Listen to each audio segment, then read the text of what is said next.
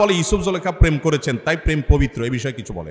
2 নম্বরই কাজ করবা ভাই, তুমি করো আল্লাহর কাছে মাপ চাও, কিন্তু 2 নম্বরই কাজ করে আবার সেটাকে বৈধ করার জন্য, হালাল করার জন্য আল্লাহর একজন নবীর নামে অপবাদ দিবা, এটা কত বড় ডেঞ্জারাস অপরাধ করতেছো তুমি এটা বোঝার চেষ্টা। ইউসুফ আলাইহিস সালাম অনেক যুবক ভাইরা আমাদের না জানার কারণে, অজ্ঞানতার কারণে বলে ফেলে ইউসুফ জুলেখা নাকি প্রেম করেছে, বলে নাউজুবিল্লাহ।